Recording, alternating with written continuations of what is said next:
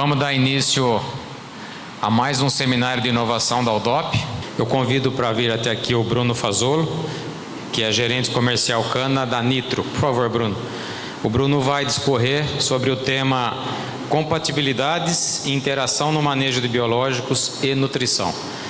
Bruno, muito bem-vindo, muito obrigado. A palavra está com você. Vamos lá. Obrigado. Bom dia, pessoal. Prazer imenso aqui estar com todos vocês em mais um seminário da UDOP, em mais um grande evento da UDOP. E fiquei com a incumbência de iniciar a sala agronômica diante de tantos colegas, né? Então vamos lá. Sem delongas.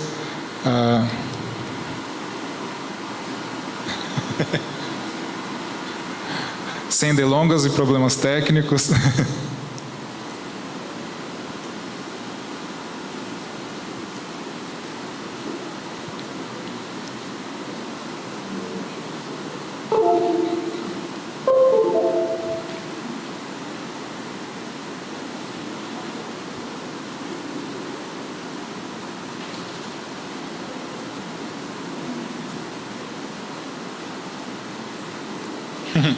Obrigado. Então vamos lá. Antes de mais nada, só me apresentar como meu caro colega das antigas, Cássio, já falou. Atualmente eu estou como gerente comercial nacional da Nitro. E falar rapidamente da Nitro, que é uma companhia, que é uma multinacional nacional. E a gente está presente aí em basicamente 36, 37 países, tá? Nós atualmente temos cerca de 6 fábricas aqui no Brasil e mais 2 no exterior, atuando aí nas várias vertentes. Inicialmente nós somos uma companhia originalmente do setor químico e já estamos aí atuando no agro há alguns anos. Então no passado aí tivemos uma boa presença em mais de 27 milhões de hectares nas mais diversas linhas de segmentação que nós atuamos, que desde nutrição até bioinsumos, biodefensivos, que é um pouco do que eu vou discorrer com vocês aqui hoje, tá? Então, sem delongas, vamos ao cerne da nossa conversa. Falar um pouco sobre compatibilidade e interação de bioinsumos. Então, em relação aos biológicos na cana-de-açúcar, e aqui eu já comento, eu vou usar muito o termo biológicos, porque quando a gente vai para o sentido da palavra de bioinsumos, a gente está falando em todo tipo de insumo. Por exemplo, um extrato de alga é um bioinsumo, um aminoácido de origem animal ou vegetal é um bioinsumo. Então aqui eu vou falar exclusivamente de biológicos mesmo, bactérias e fungos, tá? Então, iniciamos aí um grande marco em 49, olha quanto tempo, já na parte dos biológicos, com o início do programa de macrobiológicos para o controle da diatreia, ou seja, a introdução aqui da cotésia lá em 49. Depois, temos em 1977, o Instituto Biológico, desenvolvendo algumas pesquisas já mais várias literaturas a mais sobre controle biológico da cigarrinha, utilizando o metarrhizium. Um detalhe importante que essa cepa aqui já é a cepa mais estudada, que é a cepa que atualmente a companhia trabalha. Em 2011, olha o pulo, né, o delta. Estamos falando de grandes marcos, óbvio que no meio disso tudo tiveram outros acontecimentos, mas em 2011 já conclusões de estudos de eficiência da Bovéria baciana no controle dos fenóforos. Por fim, em 2021, outro salto grande. Em 21 foi um marco porque 50% das lavouras plantadas de cana tinham bionematicida no seu plantio. E em 23, na safra 23-24, o uso de bioinsumos, aqui é bioinsumos como um todo, como eu falei, né, atinge 1/8 da área toda tratada, ou seja, 12,5% 1/8 de todo o canavial no Brasil já tinha alguma aplicação de bioinsumo. E 68, quase 70% do plantio da safra 23-24 também teve um incremento de bionematicida no fundo de sulco. Então são números bem expressivos. Então a gente pode imaginar, nossa, então está indo as mil maravilhas, né? A gente sempre pensa dessa forma. Por quê? Porque a gente tem ganhos para o setor. Normalmente a gente já comenta de redução de custo de produção, que é muito inerente, né? Acho que as duas palavras do agrônomo de usina, a primeira é depende, a segunda é custo, né? Então, a gente já aprende isso desde sempre. Melhoria na produtividade. A gente poderia ficar aqui o dia inteiro discorrendo sobre literatura em relação à sinergia de ativos biológicos e ativos nutricionais ou ativos biológicos entre si, principalmente, vou falar aqui muito sobre a relação entre fungo e bactéria, o quão importante é essa relação.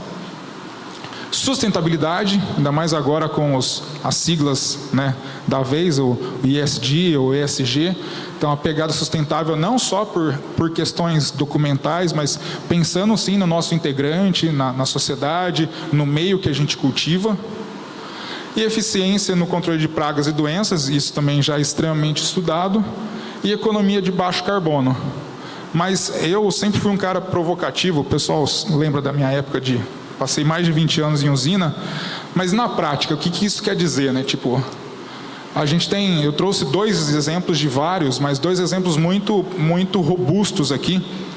Um é que em amostras laboratoriais, solos com a inoculação de subtilis e tricoderma, nós tivemos aí, não era o intuito, mas houve-se a expressão de 18% mais potássio solúvel nessas amostras. Estava se visualizando outra coisa, um trabalho do IAC, acho que inclusive a Rafa, não lembro se a Rafa está na sala, mas é um trabalho do IAC e tiveram esse resultado. Um outro trabalho agora da Embrapa, com a inoculação de subtilis e megatherium como disponibilizador de nutriente. Também uso muito esse termo de disponibilizador, não solubilizador. Qual que foi o real incremento? Isso aqui é a campo. Teve-se um incremento de mais de 15% de TCH em relação ao padrão. Então, realmente, nós temos ganhos, tá, com o incremento e com a adoção muito coesa e pautada de biológicos. Tá? Como eu disse, mas então tá as mil maravilhas. É um mercado extremamente robusto, não vou me alongar muito com relação a mercado, mas é nítido que é um mercado que vem crescendo muito. Hoje no mundo, o mercado mundial, nos últimos 5 anos, cresceu 25%, retilineamente. Então a gente vem crescendo também muito no Brasil. Se a gente parar para pensar, não vamos nos ater a 2024, porque o ano não está fechado, mas sim a 23. Então, quando a gente para analisar 2023, nós tínhamos aí 24%, aumentamos em 24% em relação a 2021, pensando em valor financeiro de mercado. E se a gente pensar em área tratada, em potencial de área tratada, de 21 para 23, a gente tem aí um aumento de 11% em cana-de-açúcar. É claro que até pela celeridade, rapidez e dinamismo de outras culturas, principalmente como grãos, a gente já está acostumado a ter um incremento e alguns resultados mais rápidos nessas culturas. Daí o nível de adoção ser um pouco superior. Mas, por exemplo, estamos falando de 20% no soja, quase 40% no milho de verão, 53% no milho de safrinha, mas cana, por ser uma cultura semi-perene, é um excelente número, tá? E como que está essa questão? O mercado está bom, tem benefício e tal, e a adoção? A adoção é muito... Eu falo que essa informação da McKinsey, que inclusive um dos nossos vice-presidentes faz parte da McKinsey, é muito interessante porque aqui a gente demonstra como que existe política envolvida, né? Porque você para pensar, a Europa tem gente que fala, tem 5%, por exemplo, que fala que nunca ouviu falar de biológico para controle ou para a produção de alguma coisa. Enquanto que no Brasil, pensando em biológicos, em bioinsumos para controle de pragas e doenças, 50% usa normalmente, 6% planeja usar, 39% não usa ainda. Mas ninguém nunca falou que nunca ouviu falar. Bioestimulantes, 50% utilizam, 6% planejam usar, 44% ainda não utiliza. E biofertilizantes, 36% já fazem adoção, 6% planejam e 58% ainda não. Então, assim, é um mercado grande com uma adoção, se a gente parar para analisar criteriosamente, com uma adoção ainda baixa, apesar do Brasil ser com uma adoção enorme, estou falando só de Brasil, mas ainda tem muito para crescer. Tá? Isso só uma coisa ligando com a outra. E, obviamente, como tudo, a gente tem vários desafios. E dos desafios, pensando em biológicos, o primeiro de todos é o conhecimento. Por quê? Porque é algo realmente... mas Bruno, é desde 49, em 77, enfim, o pessoal já está mexendo. Sim, mas há que se ter muito conhecimento, porque cada hora tem um diferencial. Cada hora tem um estudo muito importante para você entender os mínimos detalhes, porque realmente é algo muito específico. Então, há que se ter uma grande doação, há que se ter uma grande colaboração com relação ao conhecimento. E com isso, a gente começa a fazer traços de confiança. Por que confiança? Você começa, graças ao seu conhecimento, isso te dá confiança para escolher exatamente aquilo que você quer utilizar, da forma que você quer utilizar. Você tem confiança em determinados pontos, dado o conhecimento adquirido, que é diferentemente de entendimento. Porque graças a conhecimento e confiança, aí você começa a pontuar exatamente, tipo, não, esse ativo biológico para esse tipo de manejo, nesse determinado período, vai dar certo. Esse ativo biológico não, nessa cauda sim, nessa cauda não.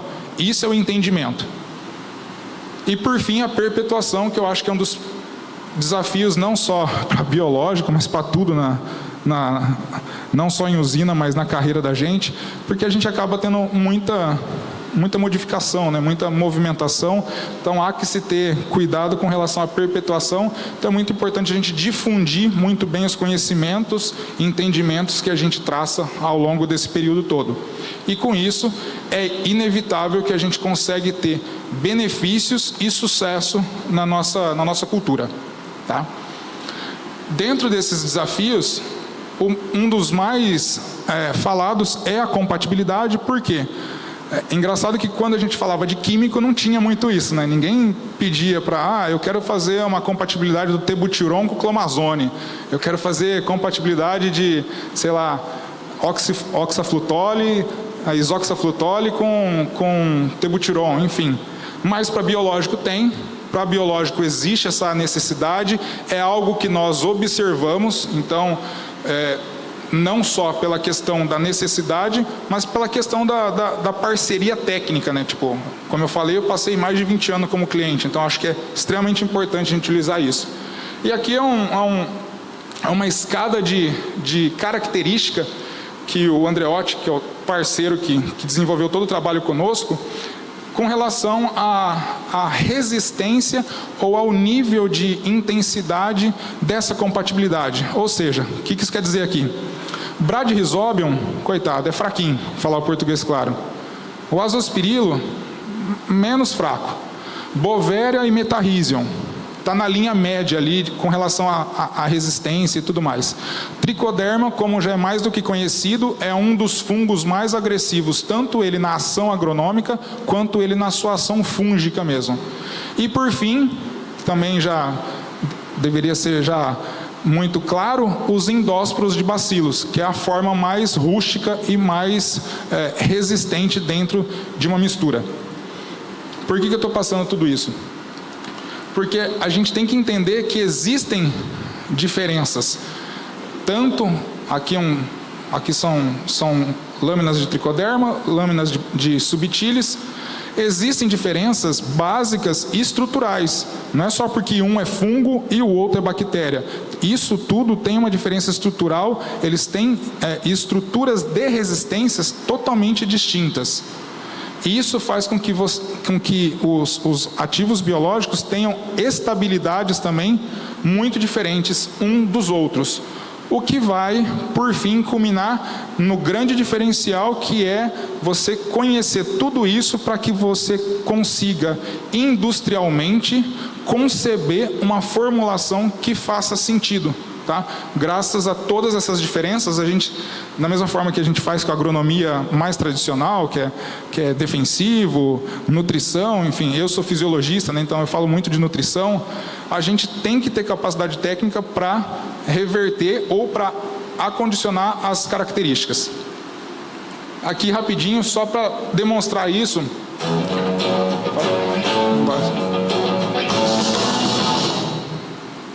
Obrigado, não gosto de barulho.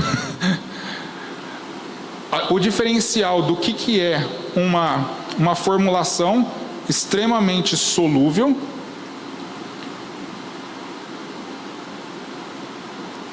Isso aqui é um tricoderma. O tricoderma, por sua vez, já é um ativo biológico que ele é hidrofílico, ele já tem afinidade à água, então nada mais do que você melhorar essa característica. Mas o contrário é verdadeiro. Desculpa. O contrário é verdadeiro. O nosso amigo... Me dá um help. É o segundo vídeo, por gentileza. O nosso amigo Metarris não passou.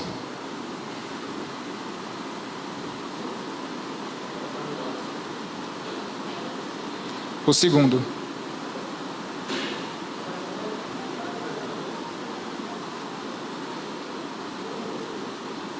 Aqui não tem?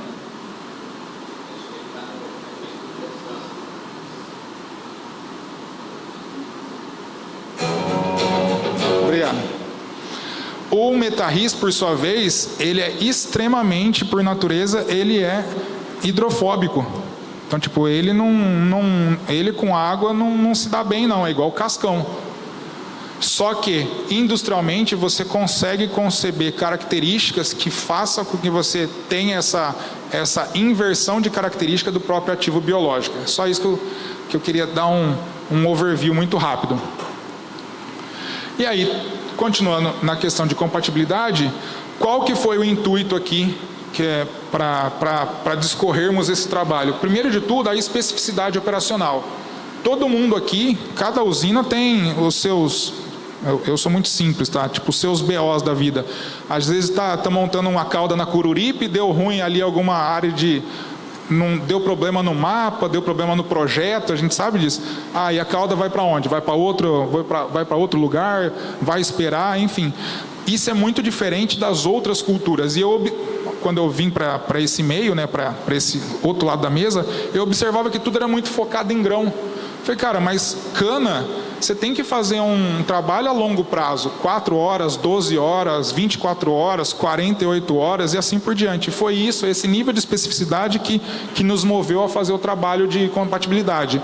A importância técnica, obviamente, porque a gente tem que dar esse respaldo, tanto para difundir tecnologia, que eu acho que é a função macro, né, de todos nós, mas também para dar o respaldo técnico para os nossos parceiros.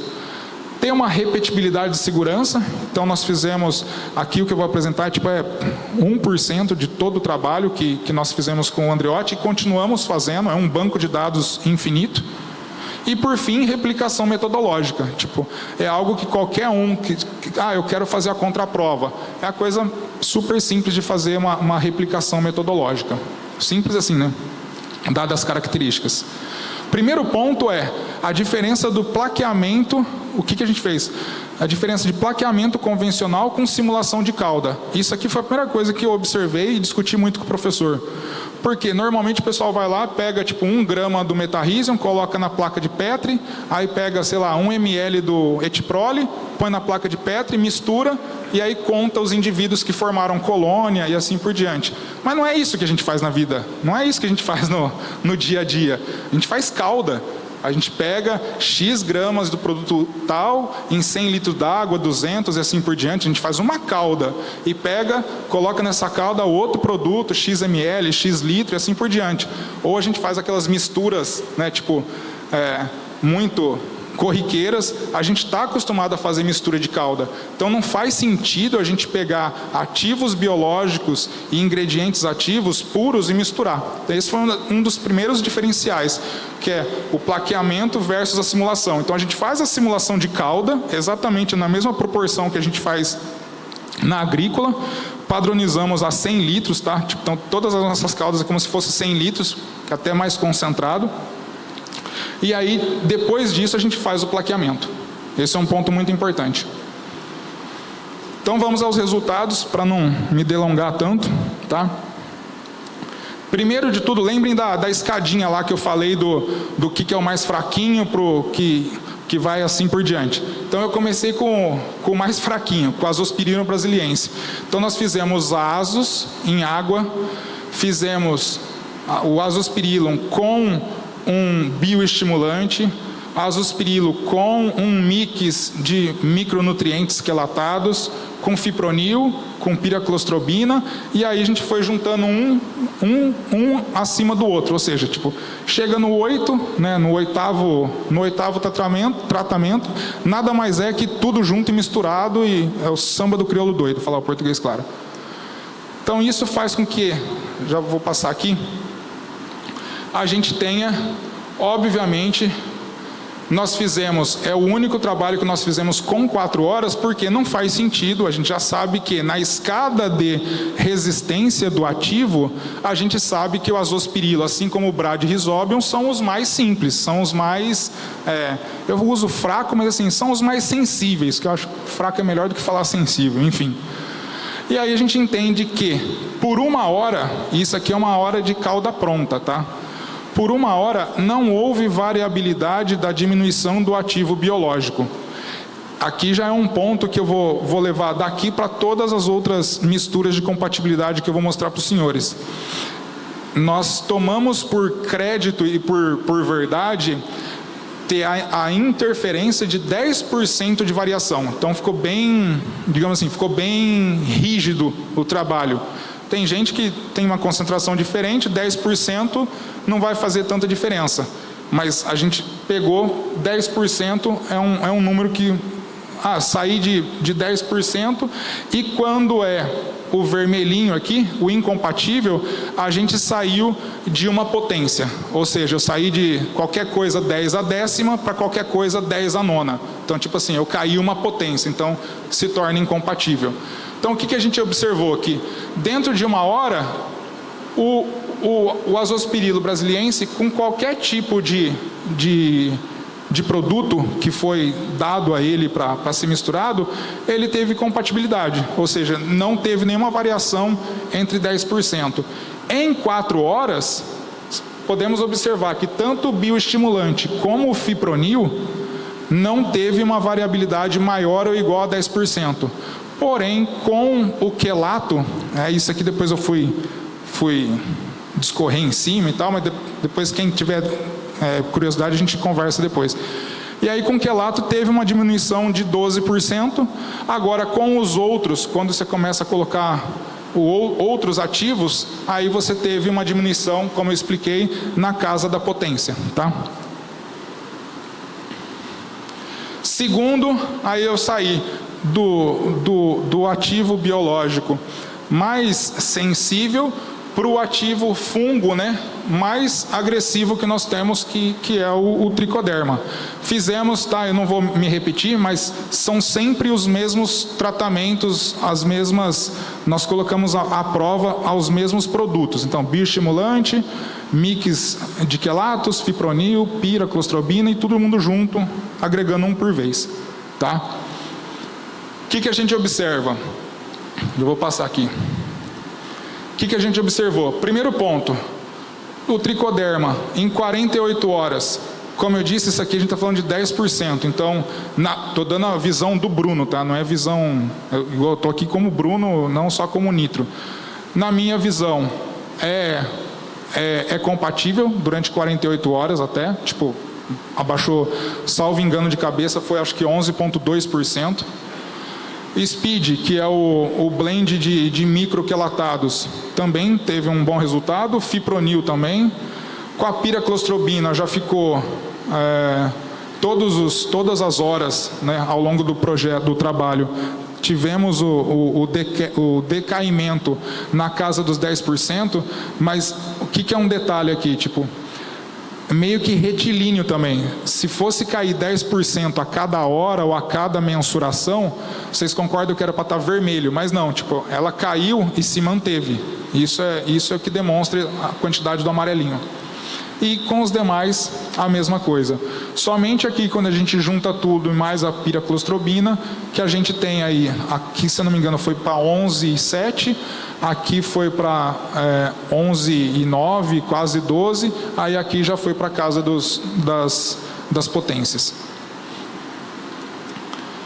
Bovéria baciana, com os mesmos produtos. A Bovéria, assim como o Metarris, estão num grau de escala meio que mediano, se vocês lembrarem lá do slide que eu passei anteriormente.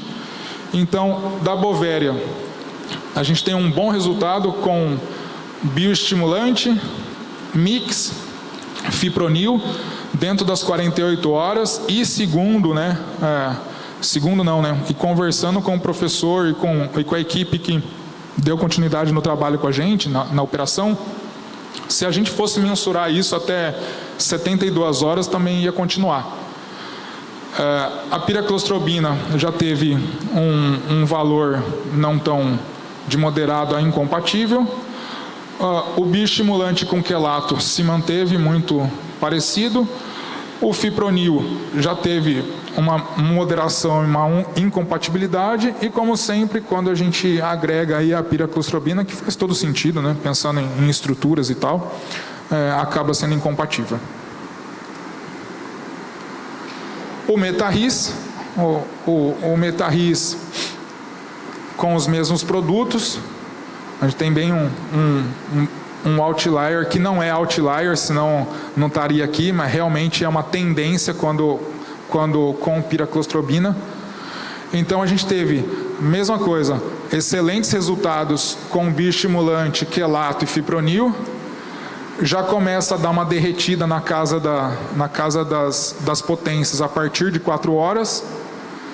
Se você utiliza os mesmos produtos aqui na cauda, mesmo que em conjunto, você continua com uma excelente compatibilidade. Agora, com a piraclostrobina, acaba que dá uma diminuição na casa da potência aí, no ativo biológico. E aí, obviamente, o como que muda, né? Como que é totalmente diferente, totalmente... a estrutura, como eu disse, as estruturas, e não só a questão de formulação, tá? Não quero me alongar com relação à formulação, mas como que o resultado de um mix de bacilo, que no caso desse produto é um produto que tem 4 cepas, cepas na forma de 100% endósporo, é um SC, né? Já é um líquido, isso já faz a diferença também. Como que ele se comporta?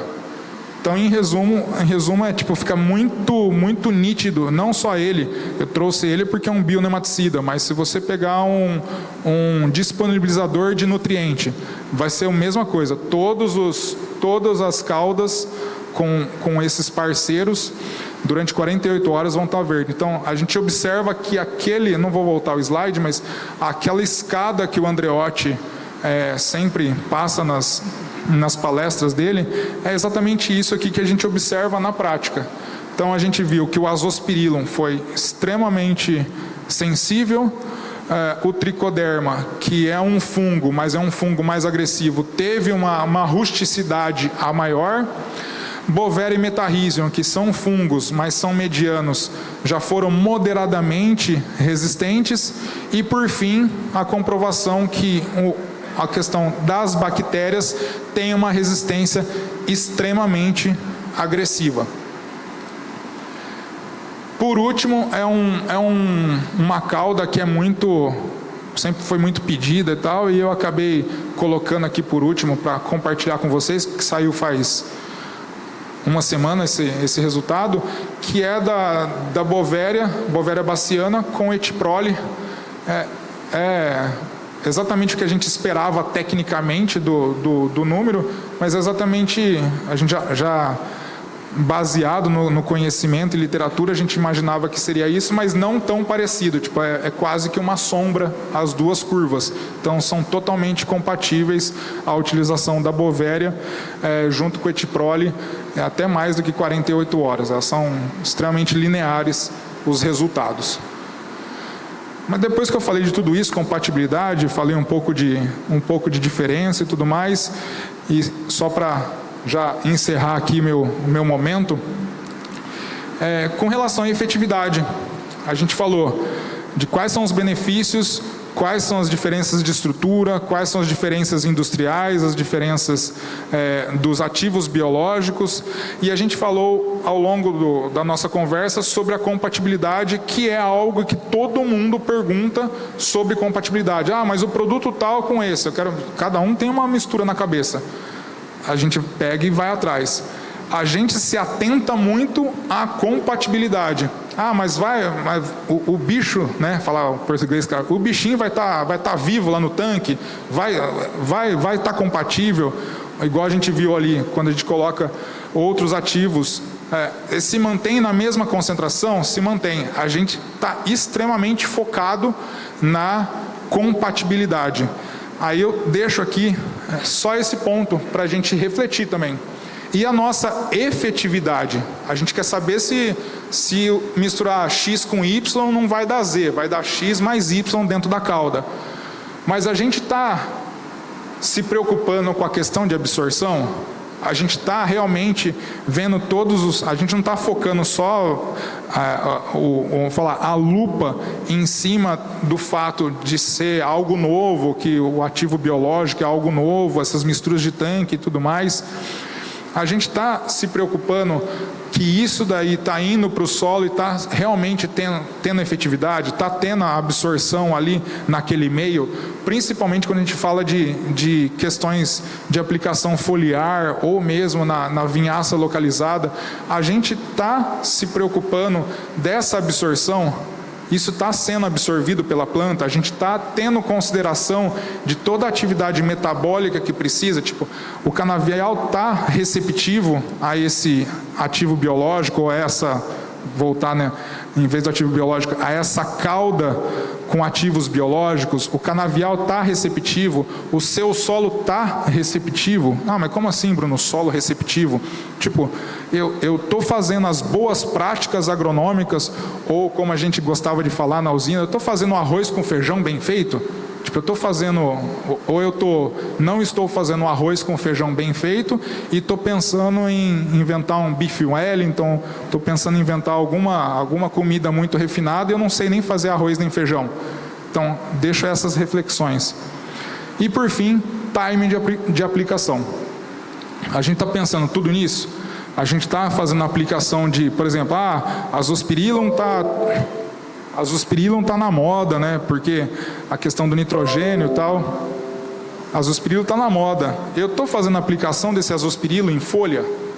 Eu estou fazendo algo coerente? Tem muita gente que fala de manejo de azos em fundo de suco, em corte de soqueira. Ok, não tem problema nenhum.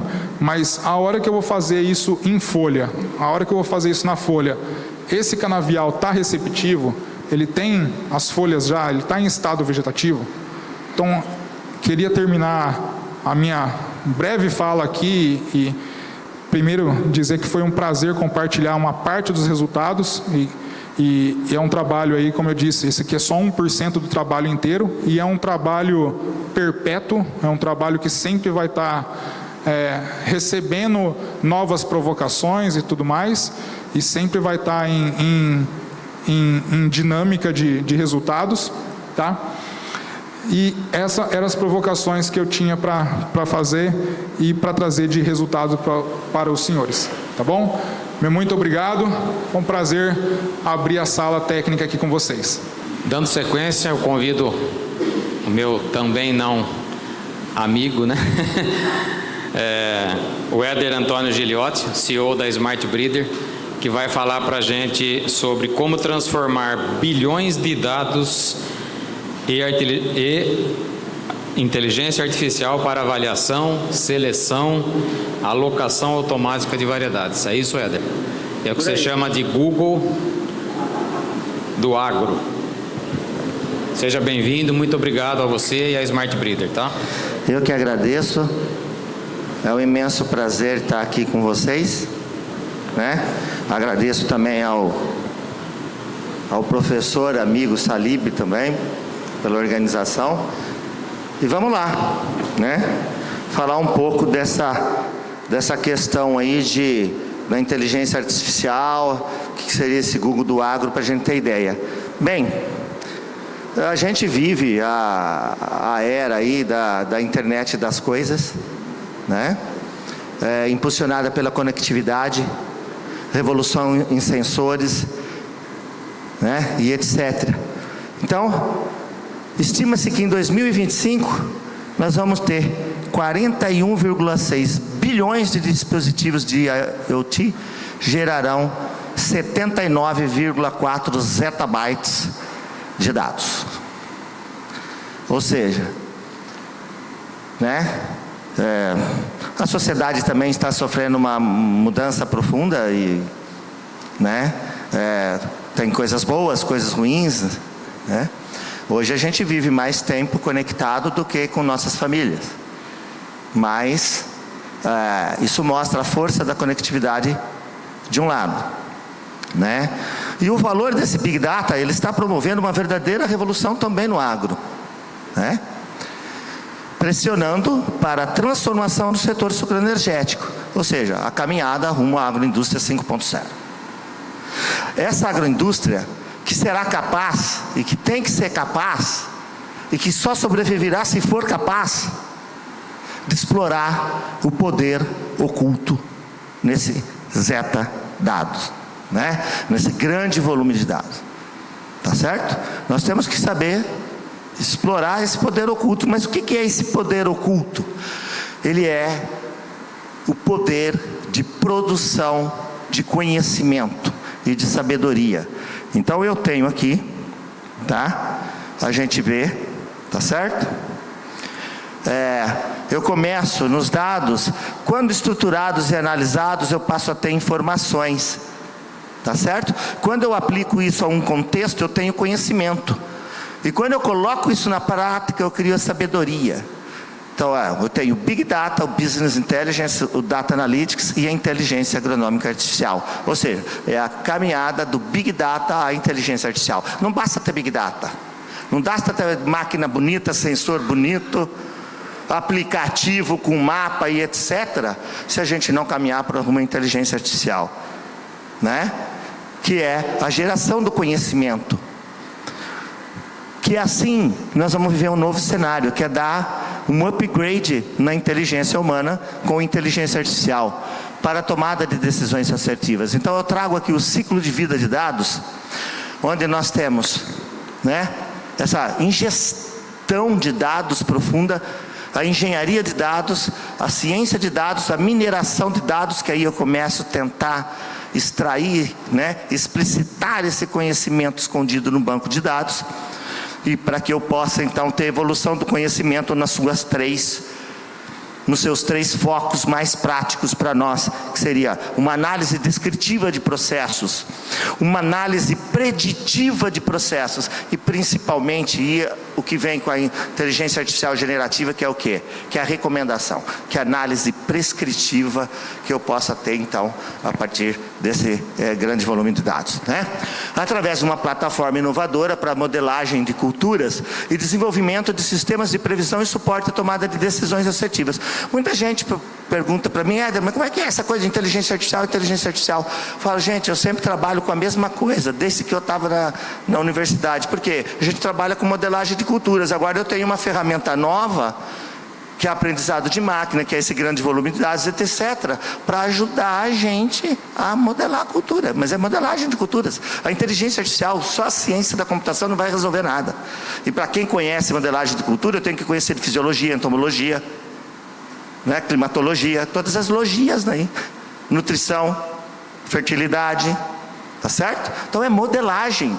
É o agrônomo, é o upgrade na cognição humana. A inteligência artificial sozinha não vai resolver nada. Tá? Desculpe, só voltando um pouco aqui, que é a plataforma Smart Bill, que vocês conhecem, a maioria de vocês, que vai da aquisição de dados para uma plataforma onde eu trabalho esses dados, eu trabalho com uma série de inteligências, né? Com bioestatística, informática e conhecimento agronômico profundo também, para eu ter então a modelagem de culturas e inteligência artificial generativa, para eu gerar então inteligência, né, de processos e ter a aplicação disso no campo, tá? E obviamente então aliando ferramentas de mineração de dados e inteligência artificial, como Big Data Mining, computação cognitiva, programação em nuvem, visão computacional, aprendizado de máquina, modelagem de culturas, inteligência artificial generativa. Tá? Obviamente é um conhecimento agronômico profundo. Tá? Nas diversas áreas. Eu gosto de falar conhecimento agronômico profundo e não conhecimento profundo em agronomia. Conhecimento profundo em agronomia é conhecer, quase que decorar aquilo que é feito. Agora, conhecimento agronômico profundo é você ir mesmo. Quase não se fala mais em fisiologia, né? Parabéns para a palestra anterior, né? Se fala bastante em controle biológico, qual dosagem, qual produto, mas pouco se explora, né? A microbiologia. E isso associado com a fitopatologia ou com a entomologia, etc, etc. Então isso é muito importante e isso jamais será substituído. Tá? Que foram conquistados com a mais poderosa rede de experimentação digital de inteligência artificial do mundo. Né? Então hoje nós contamos com 2 milhões de talhões, mais de 200 fatores de produção, mais de 2.000 status desses fatores de produção, e 4 trilhões de combinações possíveis. Então a rede agro, ela abrange a mais diversas condições ambientais e de manejo de cada talhão, distribuído em 6 estados, 3 milhões de hectares, 115 usinas e 443 fornecedores, para fazer coisas diferentes, em locais diferentes, coisas diferentes, anos diferentes, situações diferentes, porque a gente tem o que? Variabilidade do microagroecossistema, que é o que a gente tem que entender para poder modelar e para poder ter análise descritiva, análise preditiva e análise prescritiva. Né? Tendo como insumo o maior banco de dados agrícola do mundo, que é o DataOcean. Com essa rede, então hoje a gente consegue hoje nós temos 15 bilhões de dados para permitir o estudo de 4 trilhões de combinações possíveis. Essa atualização, ela é feita toda noite. Então, e nós recebemos hoje cerca de 6 milhões e 500 mil informações por dia, com métodos avançados de coleta, integração e controle de qualidade de dados. Com qualidade acima de 85%, garantindo informações confiáveis e precisas no uso da inteligência artificial para modelagem de culturas. Isso é uma riqueza, gente. Né? Tem gente que fala que o dado hoje ele é um ativo, ele é o principal ativo da indústria. Então esse aqui é um dos principais ativos da indústria para a gente buscar a otimização de processos agrícolas. Tá? Principalmente a otimização de manejo e maximização de produtividade e sustentabilidade. Né? Formando então um ecossistema de inovação aberta em rede colaborativa para pesquisa, desenvolvimento e transferência de tecnologia 5.0 para o setor sucroenergético. Então hoje nós temos 115 usinas e mais os fornecedores. Se a gente tiver aí de 15 a 20 pessoas por usina trabalhando conosco, então nós temos aí mais de 2.000 pessoas trabalhando com isso, trazendo a sua inteligência, trazendo a sua experiência, trazendo isso tudo para dentro desse ecossistema e numa numa jornada da indústria 5.0, onde se trabalha junto para buscar resolver os nossos problemas. Tá? Foi assim então que nós criamos uma plataforma completa para conduzir o setor sucroenergético ao patamar dessa agroindústria 5.0. Vocês conhecem, muita gente conhece o Pragas, mas hoje a gente tem uma plataforma completa, baseada em dados, em vigilância de culturas, produtividade e o manejo para buscar essa otimização do potencial produtivo e da produtividade. E foi assim então que surgiu o Cultivars AI. Então, contando essa história, da onde vem, o que é, o que está por trás do que nós estamos apresentando para vocês hoje, que é esse Cultivars AI. Eu vou chamar um vídeo que ele vai me ajudar um pouquinho, depois a gente volta aqui na apresentação. Por favor, o vídeo.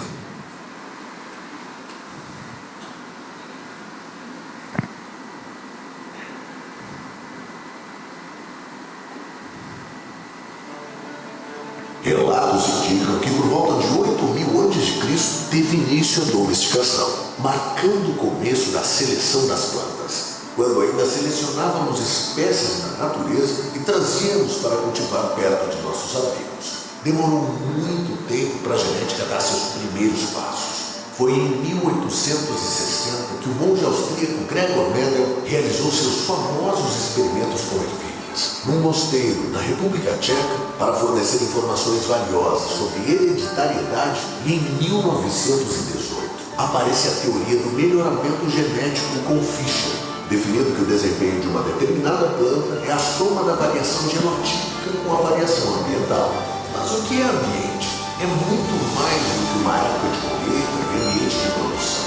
É tudo que caracteriza o micro-agroecossistema de cada área e torna único. Com suas características ambientais, como tipos de solo, ambientes de produção, declividade, capacidade de armazenamento de água e nutrientes, todas as operações de preparo e conservação do solo, tudo que foi feito no plantio, todas as atividades de manejo, inclusive todas as características da colheita. Mais de 2.000 possibilidades. Você conseguiria, com a experimentação convencional, analisar bilhões de dados e quatrilhões de combinações possíveis para selecionar as cultivares ideais para os mais variados microecossistemas que possui.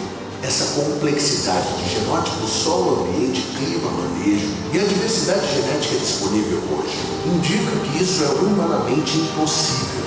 Precisamos dar um upgrade em nossa cognição humana com inteligência artificial, visão holística e conhecimento agronômico profundo. Bem-vindos ao Cultivars AI, conectando a revolução genética à revolução 5.0 para avaliação, seleção, alocação automática e manejo de variedades de alto desempenho. Acelerar e maximizar o uso do potencial genético de cultivares liderados atualmente, utilizando a mais poderosa rede de experimentação digital e inteligência artificial para a avaliação das melhores práticas de manejo de culturas do mundo. A Rede Agro, que constitui o maior banco de dados agrícolas já organizado, o DataOcean, com dados abrangentes de mais de 3 milhões de hectares, 25 mil fazendas, 1 milhão de talhões e 3,5 bilhões de dados, toda a inteligência agronômica artificial da plataforma SmartView, que você já conhece e aprovou.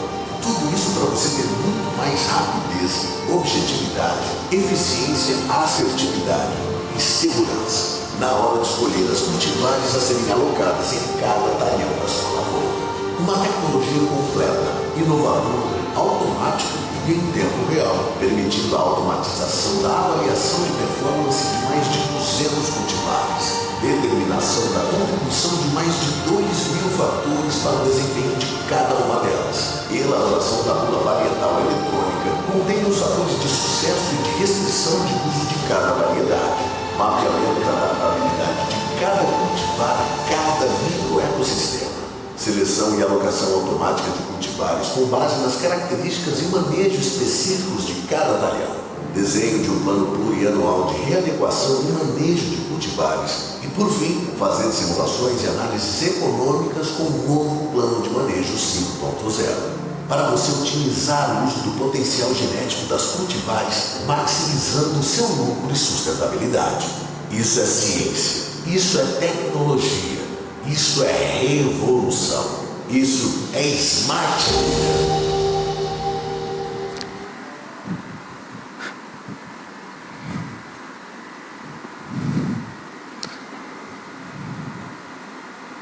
Bem, pessoal, só lembrando um pouquinho, vocês viram que o desenvolvimento varietal, ou seja, a performance de uma variedade, ela é, obviamente, influenciada pela combinação do genótipo, do ambiente e da interação genótipo-ambiente. Mas, o que é ambiente? Então, numa abordagem sistêmica, ambiente é tudo que compõe aquele microagroecossistema, aquele talhão, né? E, portanto, determina o resultado da complexa interação, planta com a sua genética, o solo, o ambiente, o clima, o manejo e o bioma. Então, ambiente não é época de colheita e ambiente de produção, tá bom? Não é só isso nessa era da IoT. Ele é muito mais que isso, né? Ele é muito mais que isso. E que é essencial compreender a contribuição de todos os fatores para realizar a seleção e alocação de cada variedade com maior assertividade, né? Todas as características de solo, de ambiente, de clima, de preparo, de plantio, de manejo, né? Do bioma que eu tenho ali, ocorrência de doenças, pragas, plantas daninhas, o microbiota, né? E também todas as características da colheita. Algo que é fácil de entender, né? Com a cognição humana, né? Todo mundo consegue entender, né, o que está escrito aqui nesse microagroecossistema e nessa complexa interação. Ou seja, são mais de 80 fatores, mais de 2.000 status, que faz eu ter mais 4 trilhões de combinações possíveis de cada talhão que nós temos, né? Então, na verdade, né, você viu também que é impossível uma pessoa analisar esses 4 trilhões de combinações possíveis para escolher a variedade ideal para cada talhão. Então, foi realmente pensando em tudo isso que nasceu o Cultivars AI, uma plataforma que une a revolução genética, a revolução 5.0, usando Big Data Analytics, inteligência artificial e conhecimento agronômico profundo, para definir onde, quando, como e quanto cultivar de cada variedade em cada usina, né? Em cada coisa, para a gente ter aí todo o manejo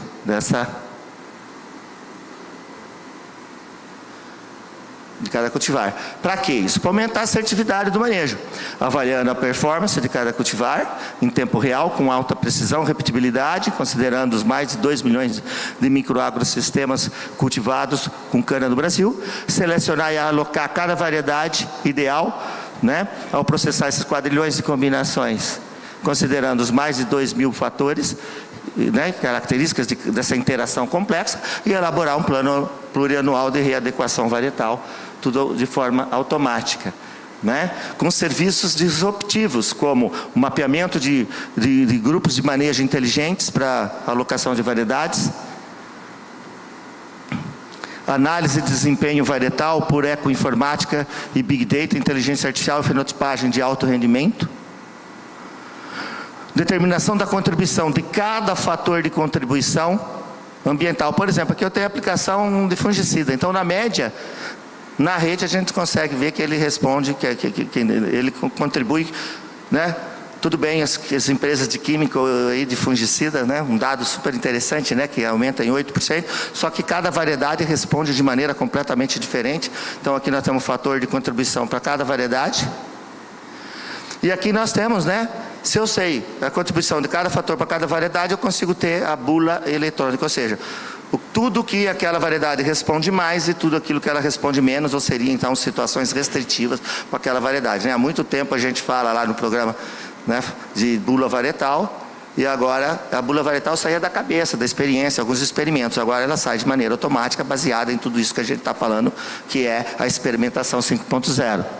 Né? Mapeamento e adaptabilidade de cada variedade a cada talhão. A sugestão, né, a alocação automática das principais cultivares a serem alocadas em cada talhão. E construção do plano plurianual de manejo 5.0 e toda a análise econômica de como está na situação hoje, como ela ficaria se eu fizesse esse remanejo, né, se eu fosse então em direção ao manejo varietal 5.0. Tá? Então aqui com benefícios incríveis, obviamente, né, para avaliação da produtividade e sustentabilidade, aumento da assertividade na seleção, desenvolvimento de pacotes de manejo específico para cada variedade, automatização dessa alocação, aceleração do uso comercial do potencial genético de variedades de alta performance e elevação da produtividade e sustentabilidade por meio de programas de manejo varietal 5.0. Tá? Isso tudo, né, para a gente não ter dúvida se vale a pena investir em novas cultivares, nos programas de melhoramento e também no manejo, nesse manejo 5.0. Então aqui eu trago para vocês, a gente fez, com base na nossa, a gente fez estudo em 3 grupos, então são 3 cases, no case A, um grupo A, um grupo B e um grupo C. No grupo A, então, eu tinha aqui, antes, né, se a gente, o que tem hoje, aqui em termos de produtividade, e se eu aplicasse toda a readequação varietal com cultivares AI. Uma diferença muito grande que me dá, então, cerca de 18% de incremento em TAH. No segundo caso, eu tenho 13% de aumento de TH e 10% de aumento de TAH. No pior dos casos, eu tenho quase R$ 1.500 por hectare. E aí mostrando se vale a pena a gente continuar investindo em genética, se vale a pena ainda a gente continuar investindo nesse amor, nessa paixão que é o trabalho com variedades, na ciência com variedades e nessa revolução que é a agricultura 5.0 e que é, então, o manejo varietal 5.0. Tá certo? Então, faça parte dessa revolução você também.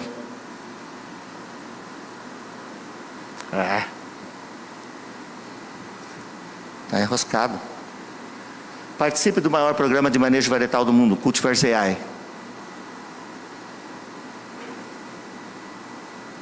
Habilite os serviços da plataforma.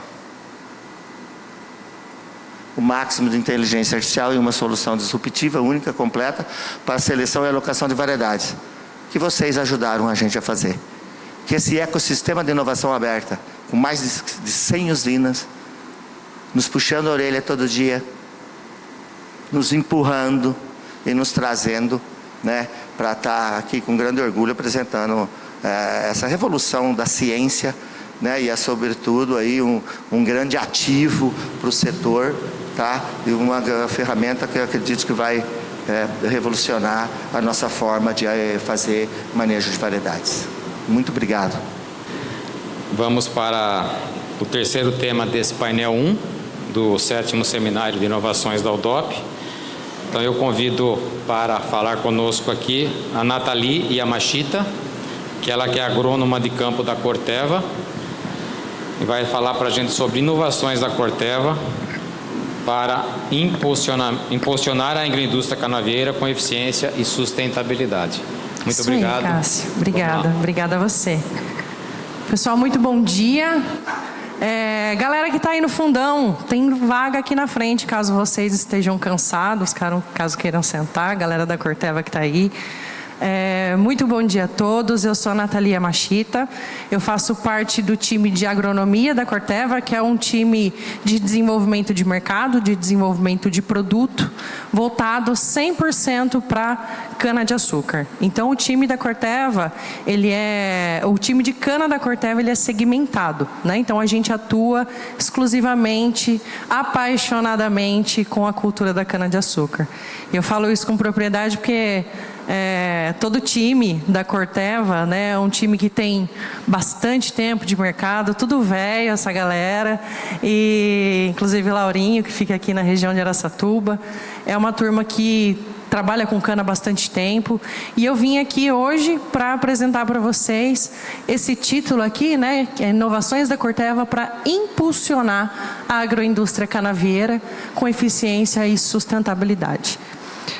Turma, e antes de falar de qualquer produto ou de qualquer assunto relacionado diretamente a produto, queria falar um pouquinho da Corteva, porque a gente está aqui num seminário de inovação. E inovação faz parte do DNA da Corteva, da formação da Corteva. Então a gente aqui é uma nova empresa de agricultura para um mundo novo.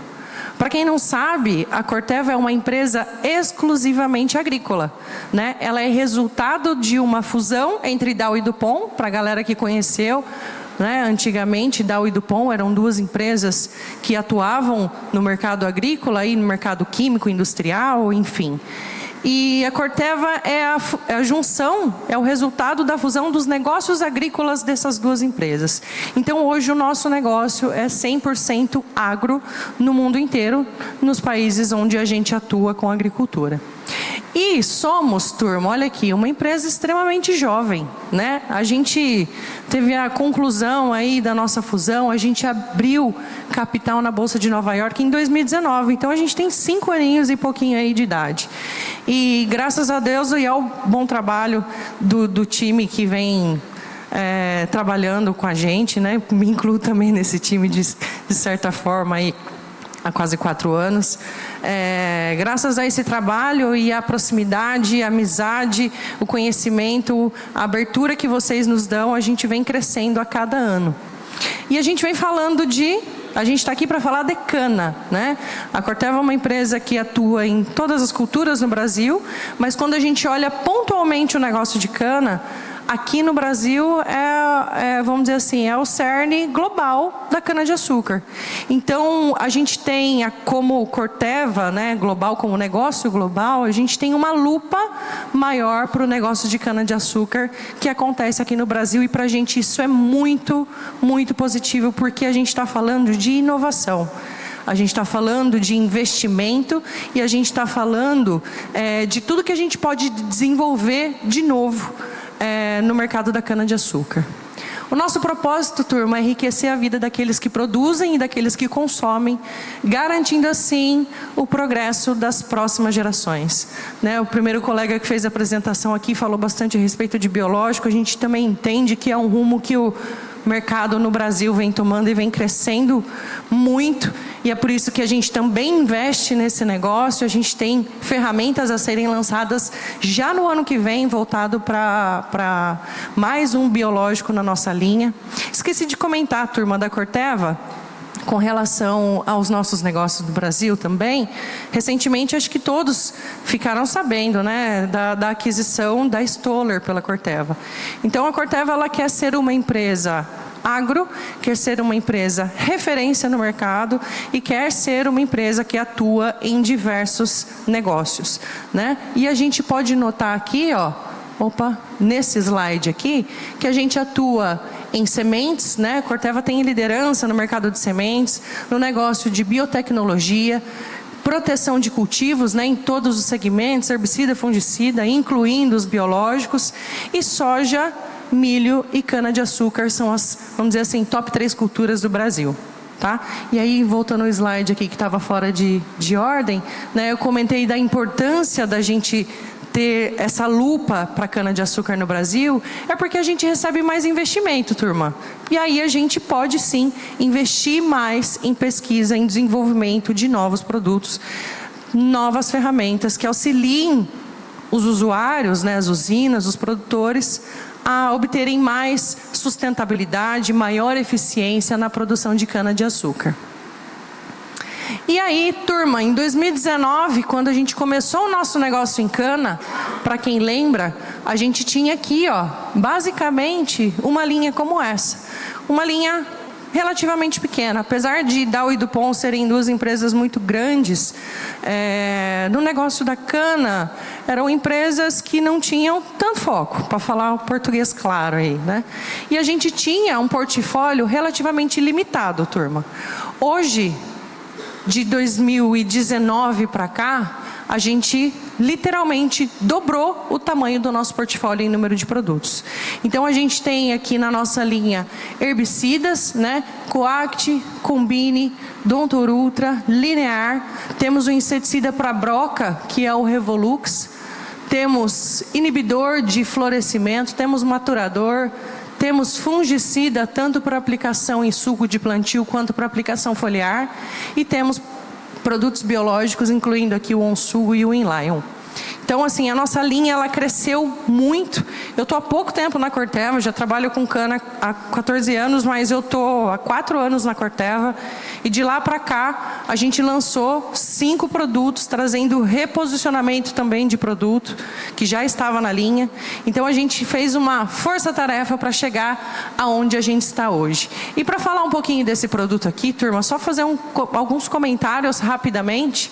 Coact é um herbicida que já estava na linha, inclusive era da Legacy, da legada Dow, né? Bastante tempo de mercado. Só que até estava fazendo umas análises com o colega do marketing, Thay Hanali, ontem, e a gente estava chegando nos números. Em 2019, turma, perdão, em 2020, esse herbicida ele tratava aproximadamente 350 a 400 mil hectares de cana no Brasil. Hoje, 4 anos depois, esse produto aqui trata mais de 3 milhões de hectares de cana no Brasil. Então, é um produto que cresceu muito e a gente ampliou a possibilidade, os posicionamentos para a utilização. Como que a gente fez isso? Porque a gente quis, simplesmente, o querer nem sempre é poder, né? Mas o que a gente fez? A gente trabalhou em reposicionamento, a gente trabalhou para entender a performance do produto em segmentos onde ele não atuava, por exemplo, a época seca. Na época seca, a gente não tinha ainda a efetividade da recomendação técnica, mas trabalhamos em frentes de pesquisa voltado para fotodegradação, para a questão de palhada, para todos os critérios importantes para esse período, para a utilização de herbicida nesse período. E aí sim a gente conseguiu ampliar a utilização desse produto e hoje é um dos principais produtos, inclusive a Corteva foi reconhecida num evento como a principal empresa de herbicidas no mercado de cana, o que é muito positivo para a gente, porque a gente tem um crescimento muito grande desse produto. Combine, eu acho que dispensa apresentação, né? É um produto muito utilizado pelo mercado, antigo, né? Bastante antigo e muito seguro. Então, a gente tem uma casadinha aqui de Coact Combine como grandes parceiros fortes para a utilização durante o ano todo, tá? É um produto que tem, como eu disse para vocês, aplicação durante o ano todo, por isso, né, bastante flexibilidade. É um produto de longo residual, seletivo à cultura, inclusive é utilizado nessa situação de agora, onde, por exemplo, áreas de cana queimada, essa seca braba que a gente passou, o canavial está atrasado, né, no seu desenvolvimento, e aí eu preciso fazer uma reaplicação voltada para extensor de residual. E aí o Coact encaixa muito bem por conta dessa seletividade com a folha já nascida, com a folha grande já. Garantindo assim, turma, a proteção da produtividade com um espectro de controle muito positivo, muito grande também. Tá? Então era essa mensagem do Coact. E aqui, turma, ainda nesse segmento de plantas daninhas, aí sim uma mega inovação da Corteva. Eu não sei se todos vocês já tiveram a oportunidade de conhecer esse lançamento. É um produto que nós desenvolvemos nos anos anteriores e passamos a vender esse ano, que é o Linear. É o nosso herbicida pré-emergente, voltado para manejo de mamona e mucuna, que são plantas daninhas extremamente complexas de serem manejadas na cana-de-açúcar. Né? Então, é um produto que vem... que é disruptivo. Praticamente nenhum outro produto está na mesma linha de Linear, quando a gente fala de níveis de eficiência de controle em pré-emergência. Tem o benefício também da pós-emergência, né? Ele também controla se a mamona, mucuna ou qualquer outra folha larga estiver em pós-emergência, mas o foco do Linear é voltado para manejo em pré. Tá? Então, entregando aí 120, 150 dias de residual. Então, pensando nessas plantas daninhas, muitas usinas chegam a fazer o manejo e isolam a mamona ou a mucuna, né? Faz uma recomendação lá de herbicida para, muitas vezes até com 2 graminicidas, fazem herbicidas sem contar com a mamona e mucuna, porque já sabe que ele vai ter que voltar lá para fazer reaplicação de drone, fazer uma catação, né? E o linear, com a utilização do linear, a gente dispensa essa situação, né? Então, vou mostrar aqui rapidamente alguns resultados. O linear, turma, assim como o Coact, é um herbicida altamente seletivo. Para vocês terem ideia, no desenvolvimento desses trabalhos, nós testamos mais do que o dobro da dose, aplicando na cara da cana, para justamente mostrar para vocês, clientes, os níveis de seletividade que esse produto entrega. Ele é um mimetizador de auxina, né? Tem 3 ativos e ele é um mimetizador de auxina que está muito relacionado ao manejo de folhas largas, né? Máxima eficiência no período úmido, então vamos lá. Pensando em manejo de mamona e mucuna, basicamente vinha lá na cabeça nossa um único ingrediente ativo para manejo em pré-emergência, né? Com uma certa restrição de utilização sempre no inverno, na época que não está chovendo, em função da solubilidade. E o linear, quando a gente pensa na época úmida, por exemplo, o manejo num plantio, o manejo num quebra-lombo, o manejo numa soqueira de final de safra, de época úmida, a gente não tinha lá ferramentas para essas situações. E o linear entrega máxima eficiência no período úmido, mas só no período úmido? Não. Trabalhamos também em frentes de desenvolvimento para época seca. Então, hoje a gente também tem um posicionamento para a utilização de linear durante o ano todo, tá? Como eu comentei, ele tem um benefício adicional de controle de pós-emergência. Tem uma molécula inédita na cultura da cana, que é o aminopiralide, que faz parte da composição do linear. E como eu disse, é recomendado para aplicação durante o ano inteiro, em qualquer fase da cultura. Então, tá no plantio, solo leve, cana tá nascida, tá o esporãozinho, tá grande, tá pequena. Todos esses segmentos a gente pode trabalhar com linear com segurança nessa questão de seletividade. Tá, turma? Como é um produto novo, né? Um produto que tem uma bula mais moderna e a gente tem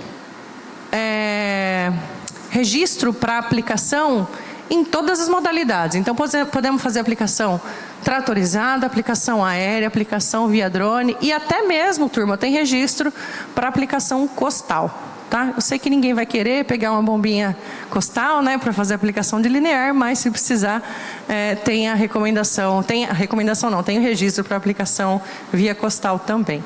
Então, é um produto que é altamente flexível, altamente seletivo e de altíssima performance para manejo de mamona e mucuna. Aqui só uma fotinha para vocês, uma fotinha aérea. Essa foto está aqui com aproximadamente 70 dias após a aplicação. Esse era o nível de infestação de um trabalho que a gente conduziu na região de Paraguaçu Paulista, Quatali. E era uma área que tinha uma infestação de mucuna que era uniforme. Era padrão, assim, tinha muita mucuna na área. E no passado, né, até algumas usinas, produtores, teve um passado não tão longe, que a turma fazia o plantio de mucuna para fixação biológica de nitrogênio como cobertura. E aí essas áreas, elas têm um banco de semente absurdo. E essa área era uma dessas áreas, né, que teve no passado um plantio de mucuna específico para cobertura. Então era uma infestação absurda. Isso aqui com 70 dias, ó, num plantio, e aqui a área foi tratada com linear. Tá? Isso aqui é um ensaio pequeno, mas associado a pode ser associado a vários graminicidas, pode ser associado a outros latifolicidas em casos necessários também. Inclusive, temos recomendação para utilização com Coact. Tá? Então, é um produto que vem entregando níveis de controle altíssimos. E a gente está bastante feliz com os resultados que a gente vem observando. Já vem sendo um sucesso no mercado de cana. E se tiver problema com mamona e mucuna, procure os nossos representantes comerciais. Também fico à disposição de vocês, caso queiram trocar uma ideia sobre. Tá? E aí, fora do mercado de herbicida, turma, falando em inovação, né, a gente também tem uma ferramenta que foi lançada muito recente, no ano passado, em 2023, começamos as vendas de Relicta, que é um novo inibidor de florescimento para cana-de-açúcar, florescimento e isoporização. E para quem lembra desse mercado, para quem atua com esse mercado, trabalha lá com planejamento, sequência de safra na usina, né, que faz a recomendação, que não é via o cultivar AI. Para a turma que faz o planejamento de safra, sabe que não existia, né, até o ano passado, nenhuma outra ferramenta. Então, olha aí, a Corteva mais uma vez inovando no mercado, né? A gente tinha apenas um único produto, com mais de 35 anos de mercado, e assim, né, bacana, ainda bem que tínhamos pelo menos um único produto, mas é um negócio tão fisiológico, tão difícil da gente conseguir chegar num produto que atue na inibição de florescimento e isoporização, que nenhuma outra empresa se colocou o pé ali, né? E a Corteva, no ano passado, né, depois de 35 anos de um único ativo, trabalhando na inibição de florescimento e isoporização, a Corteva lançou também o Relicta. Então, o Relicta é uma nova geração de inibidor de florescimento e isoporização, que preserva o potencial produtivo daquela área, né? Porque quando a gente tem o processo de florescimento ou isoporização, ou os dois acontecendo juntos, a gente tem perdas drásticas, tanto da qualidade da matéria-prima quanto em TCH, né? Então, a gente fala muito da preservação do potencial produtivo e aí, consequentemente, manutenção da qualidade da matéria-prima, que é o que a gente quer no final do dia, o que a indústria quer no final do dia. Né? Então, vamos pensar lá, né? Coact a gente reposicionou como um produto com uma amplitude de utilização muito maior, né? Crescemos absurdamente nesse mercado de cana de manejo de plantas daninhas. Linear é um produto que nós lançamos esse ano, voltado para um manejo extremamente específico e doloroso para quem é produtor de cana, sabe, quem tem mamona e mucuna na área, sabe o quão difícil é manejar essas plantas daninhas. E também o Relicta como um inibidor de florescimento que há 35 anos não existia nenhuma outra ferramenta no mercado. Então, assim, a Corteva olhando para o negócio de vocês, né, para o negócio da cana-de-açúcar e atuando em cima das necessidades do mercado. Revolux é o nosso inseticida, turma. Também é uma inovação, porque aqui a gente não está falando de uma diamida, né, que predomina muito fortemente o mercado de broca. É um inseticida que tem 2 ingredientes ativos e 2 grupos químicos diferentes também, que a gente, trabalhando com o Revolux, a gente consegue trabalhar, sim, o manejo de rotação de grupos químicos, né, fazendo o manejo de resistência voltado para a broca. Então, também um produto que veio disruptivo. Esse é um dos principais, vamos dizer assim, motivos da gente posicionar o Revolux, que é voltado para o programa de manejo de resistência, né? Então, como eu disse, predominantemente o uso de diamidas, e com o Revolux a gente consegue quebrar esse ciclo, né, das diamidas.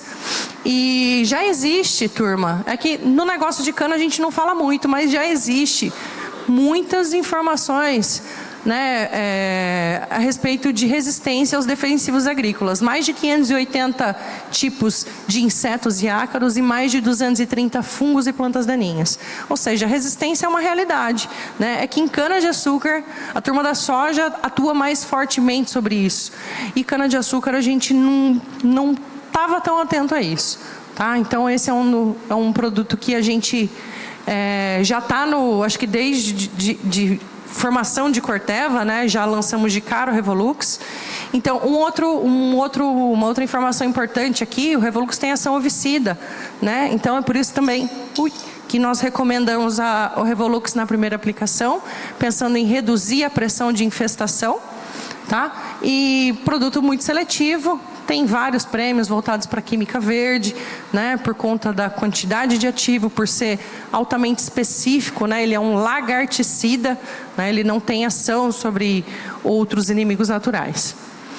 E por último, mas não menos importante, na linha de biológicos, turma, a gente tem o Onsugo Eco, que é o primeiro inoculante para cana-de-açúcar voltado para solubilização de fósforo. Então, até o lançamento do Onsugo, não existia nenhum produto voltado para esse segmento. E o Onsugo Eco é um produto biológico composto por 2 bactérias, voltado para a solubilização de fósforo. Então, além da solubilização do fósforo que está ali retido no solo, o Onsugo também maneja, melhorando a eficiência daquela adubação que a gente faz lá no plantio, por exemplo. Porque fósforo a gente trabalha, via de regra, em profundidade só no plantio. Então, trabalhando com o Onsugo nessa composição, a gente melhora a taxa de eficiência dessa adubação fosfatada que foi feita lá no plantio. Podemos aplicar também via vinhaça, é uma recomendação nossa. E olhem aqui os níveis de resultado que a gente tem quando aplicado via vinhaça. Esse é um trabalho na região de Araraquara. Aqui foi aplicado o Onsugo, são os feixes coletados da aplicação de Onsugo. E aqui do padrão sem o Onsugo, só a vinhaça. No nosso entendimento agronômico, quando a gente pensa numa cana-soca e a gente faz a adubação superficialmente, muitas vezes tem lá um pouquinho de fósforo na formulação, mas a adubação é superficial. E o fósforo é um elemento, um macronutriente que tem baixíssima mobilidade no solo. Por isso que a gente coloca lá no plantio aquela quantidade enorme, lá no fundo do sulco, por conta dessa baixa mobilidade. Então imagine uma soqueira mais velha, que já todo aquele fósforo que estava ali do plantio já foi absorvido, ela praticamente, ela está lutando ali para conseguir o fósforo das reações naturais de solubilização e mineralização. Quando a gente trabalha com o Onsugo na vinhaça, essa bactéria tem o potencial de percolar no solo e atuar em fósforo que jamais estaria disponível para a bactéria, para a planta, caso não fosse a bactéria. Não sei se vocês entenderam o meu raciocínio, mas a bactéria passa a atuar numa superfície, numa profundidade, aonde a gente não teria ação nenhuma via fertilização superficial, via aplicação de adubo. Então é um segmento bastante inovador, também é um produto que entrega, a gente tem trabalhos sumarizados, mas a gente não tem tempo de apresentar aqui, mas tem quase 90% de frequência de vitórias quando a gente compara com Onsugo, sem Onsugo, em ganho de produtividade, em aumento de sistema radicular, aumento de perfilhamento em algumas situações também. Então, turma, para finalizar, eu até não sou a expert para falar disso, turma, mas comentar rapidamente aqui, a pedido dos nossos colegas, que a Corteva, ela lançou um programa de incentivos, aquele programa de pontuação, de cashback, e o programa de incentivos da Corteva é um programa exclusivo da Corteva. E comprando qualquer produto da Corteva, alguns pontuam mais, outros pontuam menos, mas a gente tem um catálogo de prêmios, de cashback, de utilização em aplicativos, tem até Casas Bahia, Uber, Marisa, Boticário, tem muita coisa aqui, agências de viagens, que a gente consegue fazer o resgate com a utilização desses pontos comprando da Corteva. Então, quem trabalha em usina pode acessar o seu RC para entender mais detalhes. E quem trabalha com fornecedor, como fornecedor, a cooperativa também está capacitada para nos auxiliar vocês aí nas dúvidas com relação a esse programa de pontos. É uma coisa bem recente também da Corteva, que é um programa bem exclusivo, então ele ficou muito mais flexível, não existe um valor mínimo. Então você comprou, já pontuou. E pode sacar cartão de crédito, tem uma infinidade de possibilidades de utilização desse programa de pontos. Turma, a minha mensagem sobre inovação Corteva era essa, acho que muita gente já ouviu a gente falar, Cana é Corteva, é o nosso lema, é o motivo pelo qual a gente levanta todo dia, vai trabalhar pensando na cana-de-açúcar. Então, queria agradecer ao DOP. Cássio, obrigada pelo tempo, pelo convite. E fico à disposição. Obrigada, foi um prazer.